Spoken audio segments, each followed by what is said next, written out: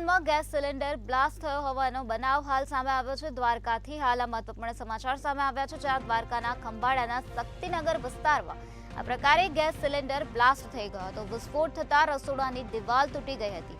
પરિવાર બાજુના મકાનમાં સૂતો હતો ત્યારે સિલિન્ડરમાં બ્લાસ્ટમાં કોઈ પણ પ્રકારની જાનહાનિ થઈ નથી। સિલિન્ડર બ્લાસ્ટ થયો હોવાની ઘટનામાં કોઈ પણ પ્રકારની જાનહાનિના સમાચાર સામે આવ્યા નથી।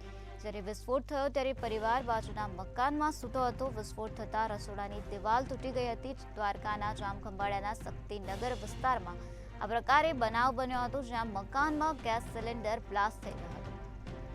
ગેસ સિલિન્ડર બ્લાસ્ટ થયાની ઘટનામાં કોઈ પણ પ્રકારની જાનહાનિ થઈ નથી। જ્યારે વિસ્ફોટ થયો ત્યારે પરિવાર બાજુના મકાનમાં સૂતો હતો। વિસ્ફોટ થતા રસોડાની દિવાલ તૂટી ગઈ હતી।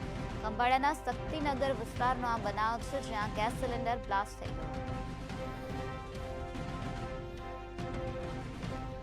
સિલિન્ડરમાં બ્લાસ્ટ થયા હોવાની ઘટનામાં હજુ સુધી કોઈ પણ પ્રકારની જાનહાનિના સમાચાર સામે આવ્યા નથી। વિસ્ફોટ થયો ત્યારે પરિવાર બાજુના મકાનમાં સૂતો હતો।